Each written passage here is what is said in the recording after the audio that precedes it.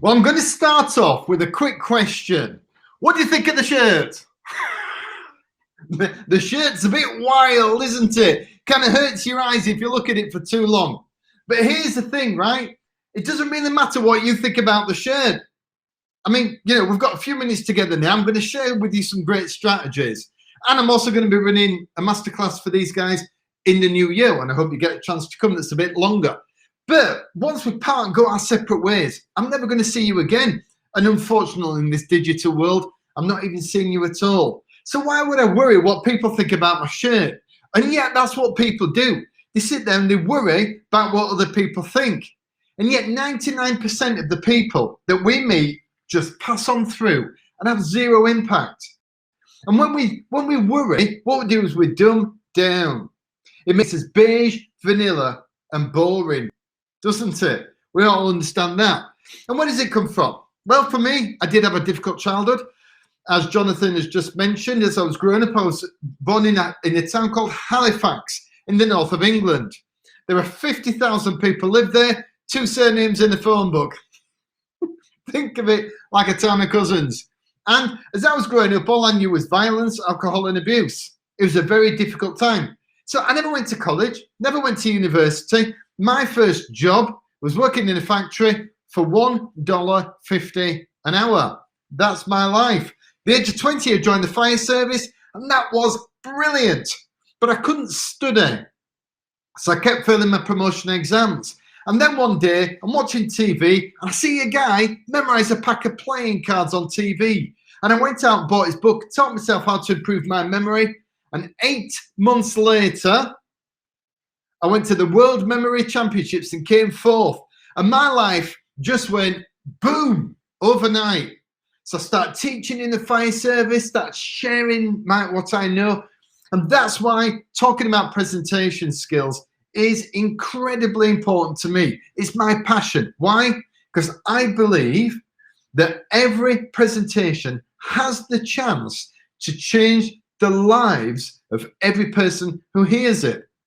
On some kind of level, that's how powerful it is to be able to connect and to be able to present really well. But it took me a long time out. This is all back in the mid-90s when I did this memory stuff. 97, I went back to the World Championships, came third. 98, I broke a Guinness record for reciting pi. Do you remember pi? 3.14159 goes on forever. And I recited pi to 22,500 digits. Say what? 22,500 digits from memory. Incredible day. But you know the number one question I get asked? People always go, why? Why would you do that? Because I could. And I knew it would change my life forever.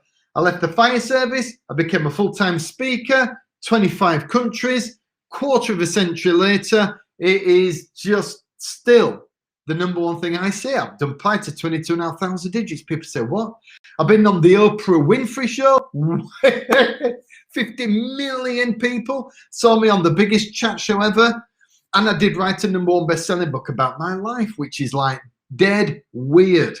And it's just been this amazing roller coaster. Now, am I saying all this stuff to brag? Yes. Right? Of course. Modesty is for those people with no talent. But actually, the point I'm here to make is this. When I first started out, I wasn't born with the ability to, I wasn't born in an environment that was conducive to business or presenting or being successful or writing books. Of course, I worked my way up. I dragged myself through sheer force of character and determination. I got where I am today. And when it comes to presentation skills, it's the same thing. I wasn't a good speaker when I started. Eventually, I got to the point where I was good, but I went through, I tried different techniques, and it was just trial and a lot of error. And even when I've been speaking a couple of years, I can remember speaking at the Royal Armouries Museum in Leeds. And everybody filled in a feedback form. And it's the first time I've spoken in front of an audience of 200 people.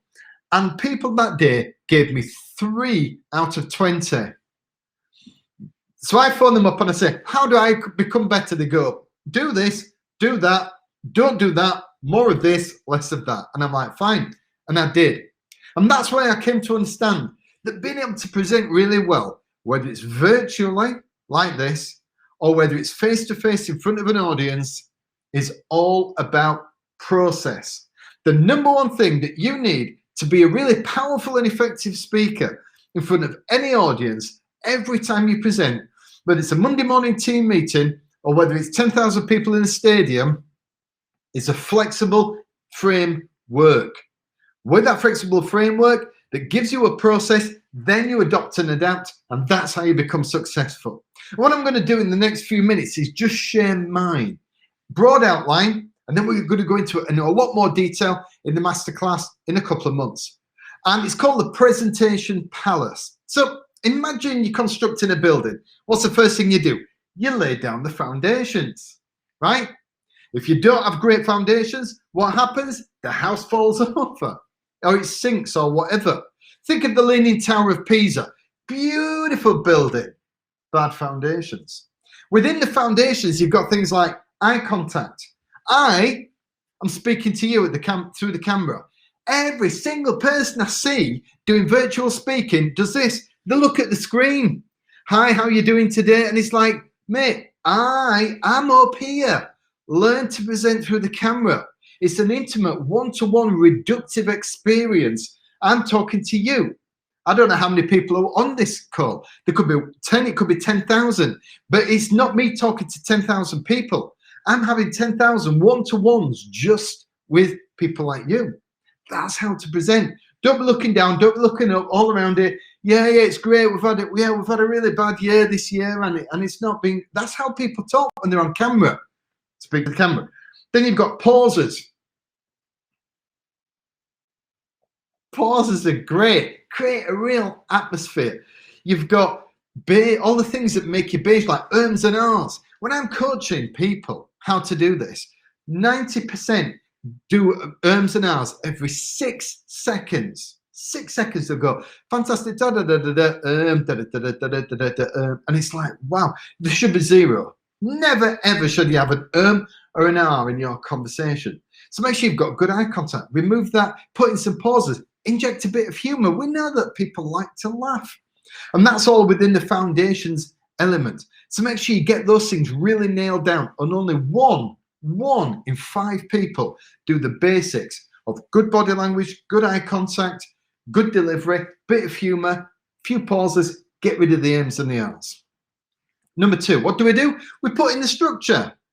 That's building the walls, right? So the walls of your talk are the stories that make it float along. These are the things that really make it exciting. Stories are awesome.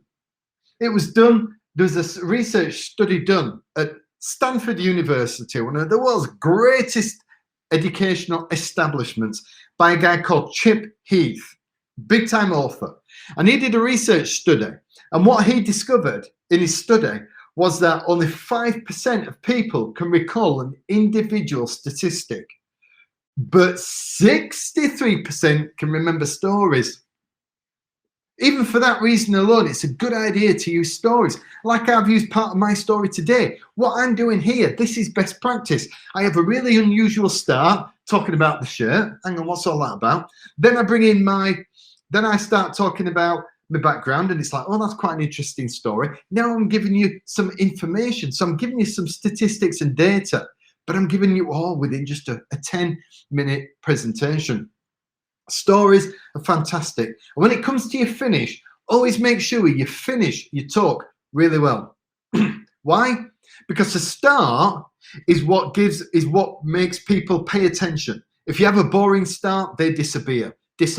You've got to be out of the blocks with your talk in the start like a greyhound with its feet on fire. Woo! Right. So you've got to be out quick. Say something polarizing, challenging, funny, something that unsettles the audience, something that gets them on side, but get their attention. Attention span has gone from there down to here. People just knock off their video and disappear, don't they? This is a challenge with doing it virtually. But even face to face, you still want to get people's attention. But the finish, that's the bit that people remember the most. You've only got 3 points you can make in any presentation. Make sure that you emphasize those in the last 60 seconds because that's the only bit that they really remember. So we've got the foundations, you've got the structure. Next bit is protection, the roof. I live in Yorkshire. Problem with Yorkshire is it's either raining or it's getting ready to rain. One or the other, right? And today it's sunny. It's really nice. It's great outside. But the point I'm going to make is that what you've got to do is sometimes it's raining and things happen, right? So you put the roof on a house to protect it. It's the same when you are presented. Things happen. I was at a presentation of the House of Commons with Sir Clive Woodward, who is the guy who took the England rugby union team to World Club glory in 2003. We were sat there, it was a meal, we sat and had the starter, the guy came out, the guy stood up, Clive Woodward, started speaking, they brought out the next course. So we sat there looking at a plate of food. What did he do? He carried on talking. He should have just sat down, told the kitchen to wait for the dessert, and then we could have had our meal, and it wouldn't have made any difference to the evening. These are the things that you've got to be prepared for. We prepare at home, we prepare in the office, but when we get to an event, either remote or face-to-face, it is a live event. Things happen. Like with Jonathan. Jonathan had a slight issue with the tech. We have a hiccup. I start a bit late. That's just the way of the world.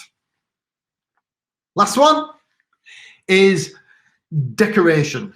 You know, when they build an estate of houses, they all look the same. They've got the same foundation, same kind of structure, same roof. But now people go in and what do? They decorate it. They make it look nice to make it personal. And those are the things that take from good to great or great to bloody awesome.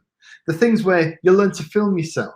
I've been working with an amazing chief exec called Martin Thatcher, and he spoke at the House of Commons to about 300 lords and MPs. I prepared him for his talk and I filmed him. And then afterwards we had a look at the film. And what we found is that Martin had this kind of clucking noise, but it only picked it up when he had a handheld mic.